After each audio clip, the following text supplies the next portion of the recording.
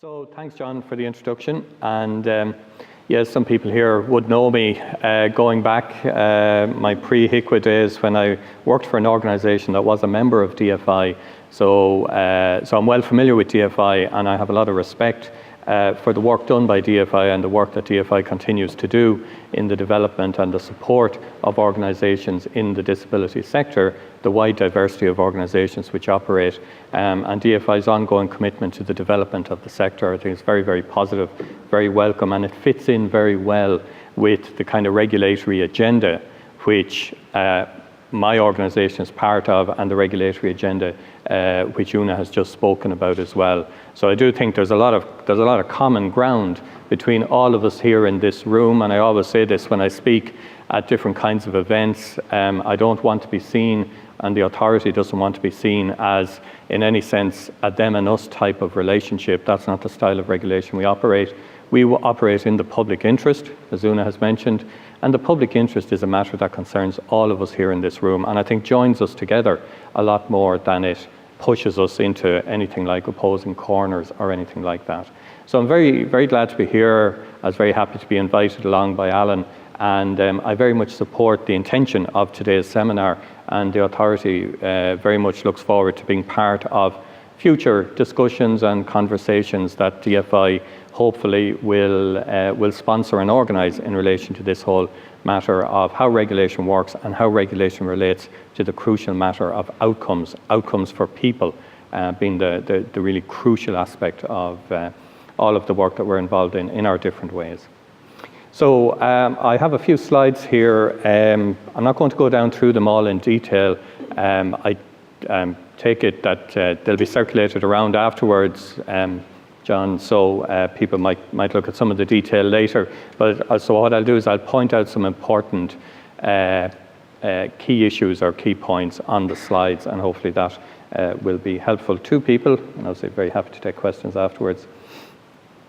So I'm Deputy Director of Regulation with HICWA, and here I am in the mode of representing, yes, the regulatory arm of HICWA, and specifically I'm going to talk about our work in relation to what are known as designated centres under the Health Act of 2007, which is essentially all of the various kinds of residential services that operate currently across the country.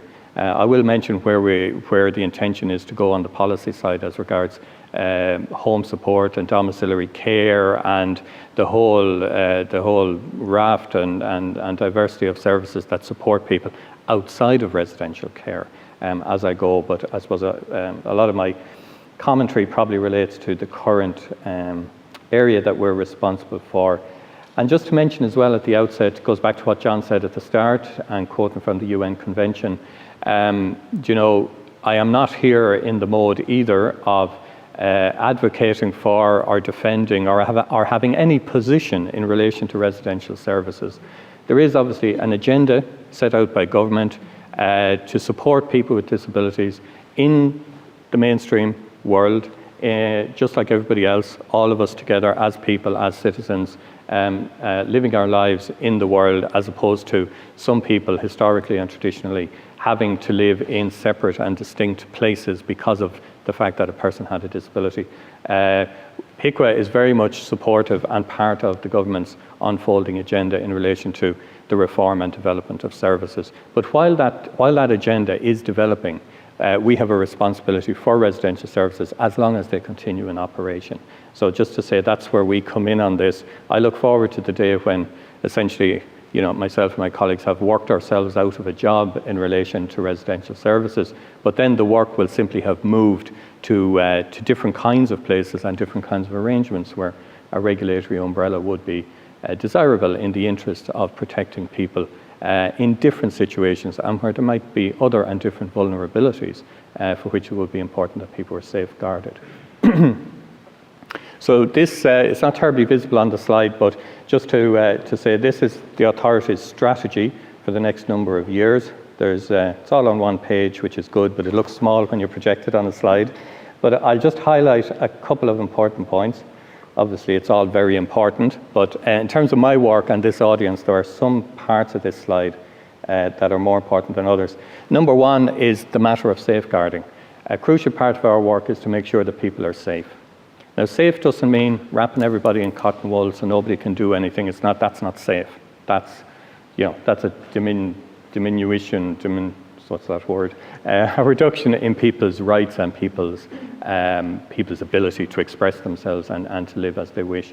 But safeguarding is something I think that all of us, again, it's a public interest matter, all of us are interested and concerned about safeguarding for everybody. Everyone in here is concerned about safeguarding just in relation to ourselves and those we love. So equally, people living in services, safeguarding is very important. But the issue is how we safeguard in the least restrictive kind of way, as opposed to, as I say, any way in which safeguarding is seen as a restriction. But we have a very specific role in relation to safeguarding, and we take it very seriously. It's given to us under the legislation, so it's a duty that falls on myself and my colleagues. Now, equally with safeguarding and keeping people safe is the matter of improvement. So we equally are very concerned about the improvement agenda and that services improve and develop over time. And with the policy direction that government has set out and that the sector has very much engaged with, the improvement agenda is, for some organisations, certainly the ones that I'm involved in regulating, is to actually move out and beyond their current settings. And that's a very desirable agenda, as I say. But equally, as long and until all those settings are decongregated and changed and reformed, etc., we have an agenda in relation to improvement. So we don't just want services to comply in a minimal kind of way with the requirements of the Act and the regulations and standards. We seek that services would show evidence through their work that they are committed to making services as good as they can, and that's entirely linked to the matter of outcome. We very much want to see services demonstrating to us that they are working on outcomes for people, and that services understand outcomes and are committed to producing outcomes and are able to demonstrate good outcomes. So that's our improvement agenda. And just to mention the third area there, which is the matter of keeping people informed. So Una has mentioned this as well. It's a big issue for all regulatory bodies nowadays. It's seen as a fundamental plank of good regulatory practice, again in the public interest. We publish the vast majority of our inspection reports, and that's done in the interest of informing the public about what services are like. So we publish it all. We publish the good stuff, we publish the not so good stuff, so the services are able to have evidence put out there about what they do well, and equally the public is informed about where services need to improve. So that's just to mention those three important. See, for us in the authority, those are outcome measures for us. They're the outcomes that I and my colleagues are supposed to be part of generating. So we're supposed to have some role in relation to the matter of people being safeguarded, something to do with making sure that services are improving, and also that the public is informed. So I mean, I'm as much as part of an outcome agenda as anybody is here who's involved in actually running day-to-day services. So I think outcomes and outcome measurement and understanding outcomes, it's a huge issue for all of us in all of our different ways. And I think DFI's work on this is very, very welcome, John, because it is about understanding how outcome is different from output. Historically, most of us were involved in outputs and measuring outputs. I still am. But on the way to outcomes, you do need to look at outputs. But the ultimate destination is to think about outcomes. What's different as a result of any of our work? Now, within the authority then, I'm responsible for regulation. And regulation is something that's relatively new within the social care sector in Ireland. It's new for services in the disability sector only since the 1st of November last year. So, this is new stuff. The charities regulator is coming along. That's all new as well. So, I mean, there's a fair bit of new stuff for people involved in management and leadership and governance in the voluntary disability sector, and we would recognise that. So we try and do it in a way that works for people, but at the same time, as I say, we have to have our focus on safeguarding, primary concern for us all. But our mode and style of regulation is to make a difference, as I say, to be about outcome, as opposed to merely following a kind of checkbox routine of making sure that services meet some kind of minimal standards. Our scheme of regulation is set out in the Health Act of 2007, and the scheme of regulation that's set out there is quite an interesting scheme if one looks at it even internationally. It provides a framework of primary legislation, which is the Act itself, And also then regulations made under that Act, so secondary legislation is made by the Minister for Health, and that governs a lot of the detail of how the Act's provisions are implemented in practice. So we have regulations that determine how services should be by way of the provision of care and support to people who live in those services. And then also separately, but linked in, dovetailing together, we have sets of standards. And the standards are very much outcome-based. And anyone who's familiar with our standards hopefully sees that the standards are very much about trying to state out the desired outcomes that anyone could expect from a good quality residential care and support service. So we use those mechanisms together to try and make sure that services that are registered with us meet not just the minimum requirements in the regulations and the Act, but go beyond it, and that those services are registered with us on the basis that we believe they're committed to outcome delivery and to the ongoing improvement of services. That's our intention. It's a fair bit of work involved in doing all of this, and we're constantly working on our own methods and approaches because it's not simple or straightforward, but that's the intention. And I suppose I'm very anxious this morning to get across the intention of what we do so that people understand, as I said at the start, that what I do and what Una does and what yourselves as people involved in services do on a day-to-day basis, there's a mutuality to that as opposed to, very separate and distinct. So the way we do this, we have various enablers, obviously, as any organisation does. But I mean, for me, people issues are very important. So I have a staff of people who inspect services, and there isn't a whole army of us. We're getting another 10 people now shortly. So that will mean there's about 70 inspection staff assigned to this function. So we cover then quite a lot of services, 600 or so long stay services for older people, nursing homes and HSE long stay services for older people. And then there's about 950 services to be registered which cater for people with disabilities, including children. So there's about 1,500 services that we're responsible for. So we inspect and monitor on an ongoing basis. But I suppose on the people side, crucial issue for me is that all of my staff are doing on the ground what it is I'm saying here today that we're committed to doing. And that's a management task for me, that we have that consistency across the board, and we're always interested in feedback as to when we might not be getting it right. Because I would say that inspecting is very much a human business. It's not an easy thing to go into residential services and to come out after a number of hours and be in a position to say whether it is or is not a good service. That's actually quite a big ask on anybody. So my inspectors are very committed to determining those key outcome questions, but it's often not easy. So sometimes we don't always get it right.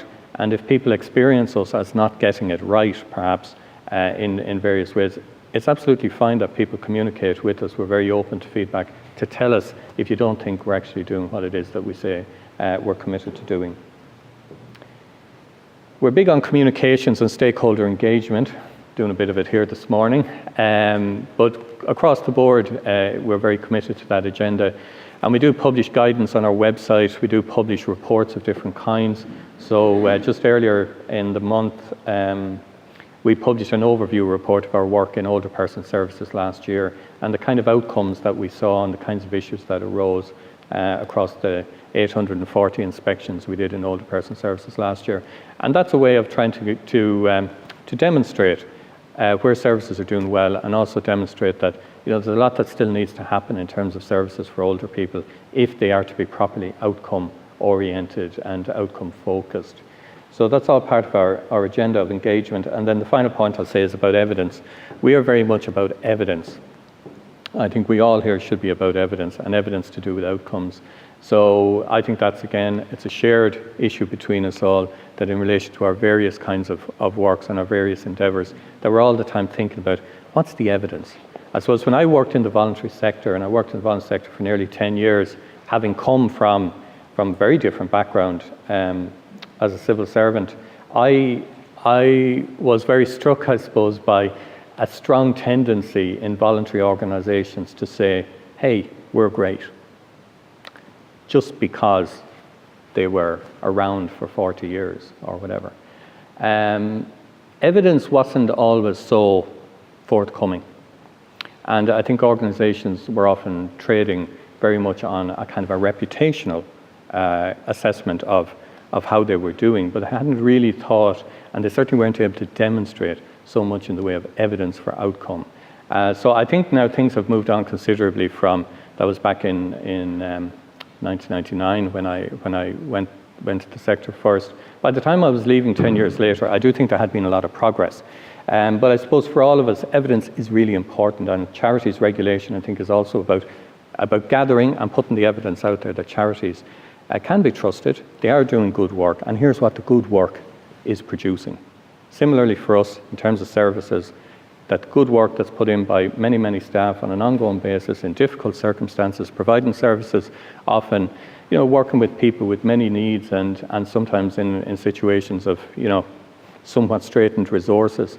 It's a serious, serious challenge. So good evidence on the outcome side is crucially important. And for us, equally, that we produce evidence in relation to our work, all of which we publish. So just to mention, outputs. This is a bit of output now as opposed to outcome, but it might just be interesting to people just to give an idea of our activity so far in relation to services for people with disabilities. So we've done to date 225 inspections as of last week. There are at the moment, by terms of our current information, it takes a while for all this to settle down when you start regulating a new sector. There are about 950 centres which we will register over the course of the next 2.5 years. So of those 950, we have at this stage inspected 225, which is 24%. Now, by the end of the year, we would expect that we'll have inspected about 60% of centres, and we will have registered on our register through the formal mechanisms given to us under the 2007 Act, we'll have registered about 250 of those 950 centres. The registration requirements are all set out in the legislation. They're quite detailed. There's quite a bit involved in becoming registered with us, and we are the gatekeeper in terms of determining who is fit to be involved in service provision. Fit people, yes, we're very happy to have fit people and to register fit people and fit services, but if there's unfit people and services which don't meet the criteria, they will not be registered, and we will have a clear evidence base for why we might refuse to register any particular service. But in terms of coverage, we're quite happy with the progress so far. We have a capacity to carry out quite a number of inspections. Technically, we can do up to 3,000 inspections in a year across approximately 1,500 services. So I suppose, in theory, we could inspect every service for people with disabilities and every service for older people twice a year. But that wouldn't be good regulation. That would be a very artificial scheme of regulation. What we do is we intend and we plan to inspect every service twice in a 3-year period. And where services then show signs and where there's indications to us that services are not operating at an appropriate standard, we then have the resource to do very intensive and very focused inspection work to really determine whether services are good enough to continue in operation. So that's how we balance and use our resource across all the diversity of services that we currently regulate. There are, so there's about 190 services for adults. There's 27 services that are only for children. I'm looking at the wrong numbers. There's 829 services for adults, about 62 for children. And there's about another, 62, it might actually be about 55 services where there's both children and adults. And we have a particular interest in those services because some of those services that were never designed, they were originally children's services, and what's happened is, surprise, surprise, children grow up and services haven't been able to support people to move on from the service where they've lived perhaps since early childhood. So we have a particular concern about that in terms of the outcome there now. That's not the most desirable outcome, and we have a close liaison with the HSE about what's going to happen and what needs to happen in relation to those kinds of services and how they should be configured, and what kind of planning needs to go in for the future so that we don't see these kinds of services emerging over time. So that's our coverage at the moment. Just to mention as well, in terms of announced and unannounced inspections, I'm often asked this.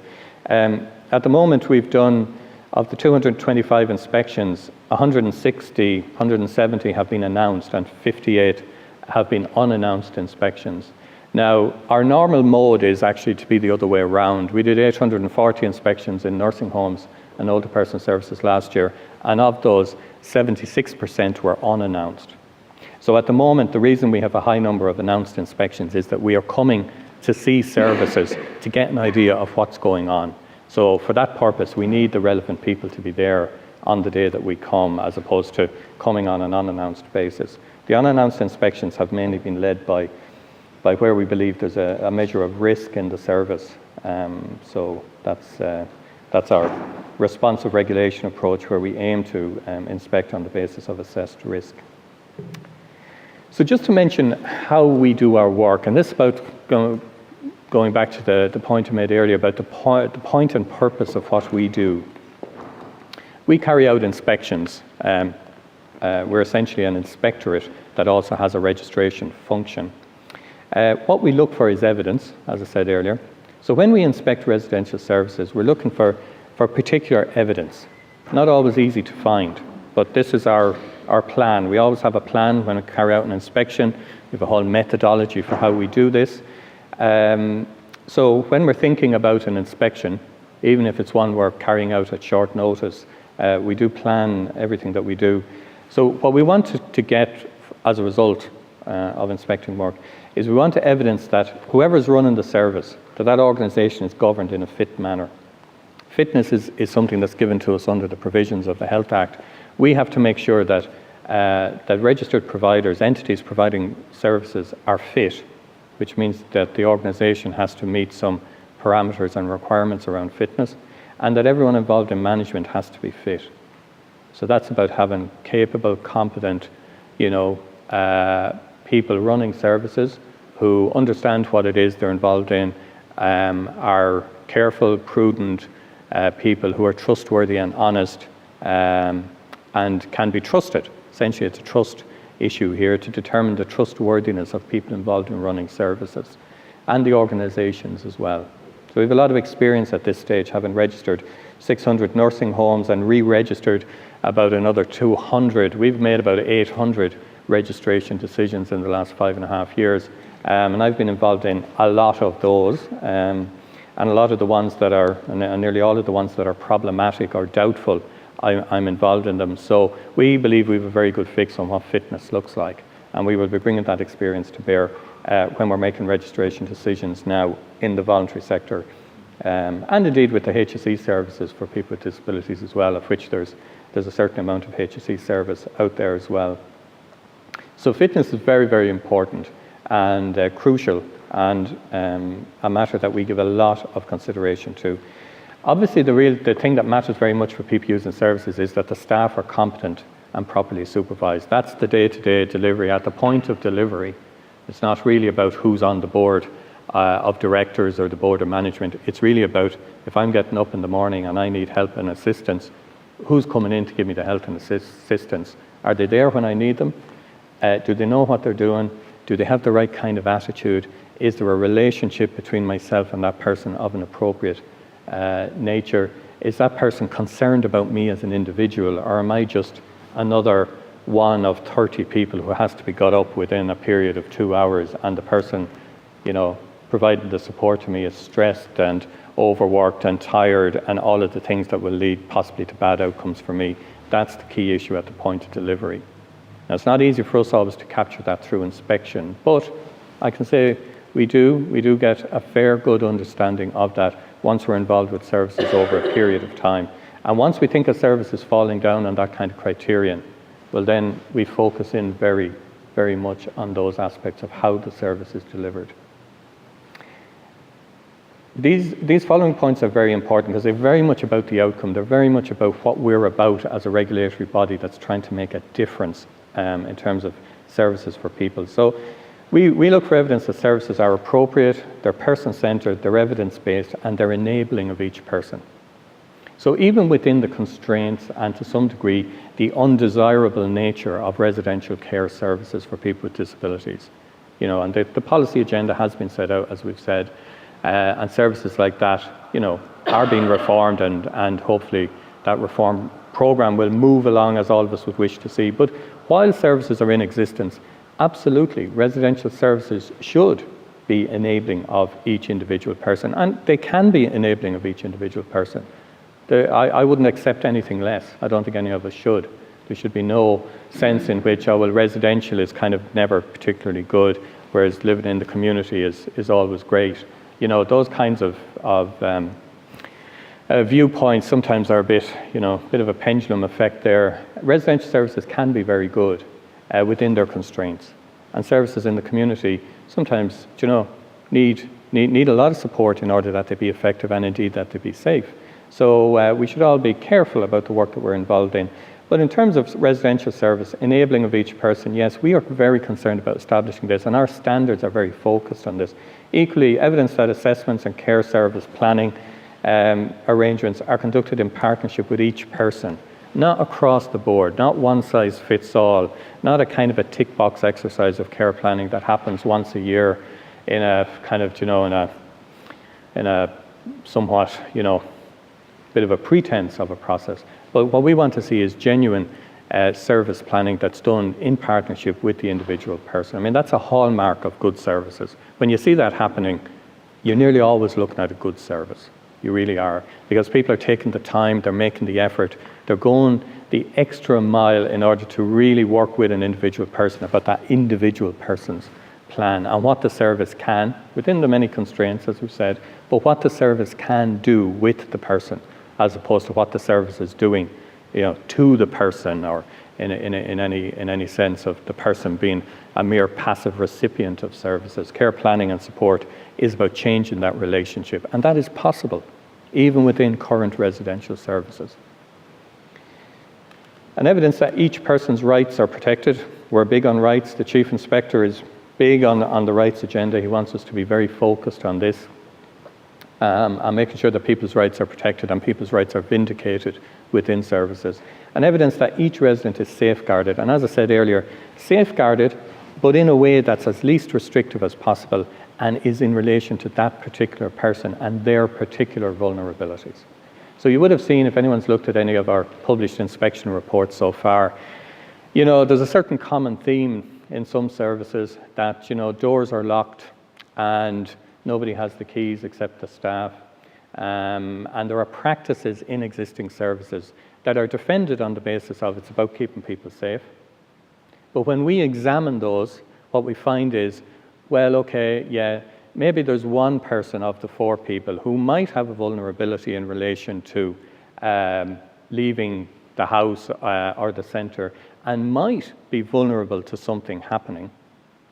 But what we often are not seeing is the evidence that, what about the other 3 people for whom this isn't an issue, and the fact of the locked doors being a restriction of those persons' rights, and also in relation to the person with the supposed vulnerabilities, we often not seeing, show me the real evidence that there's been a real engagement in relation to this person and their actual real vulnerabilities now.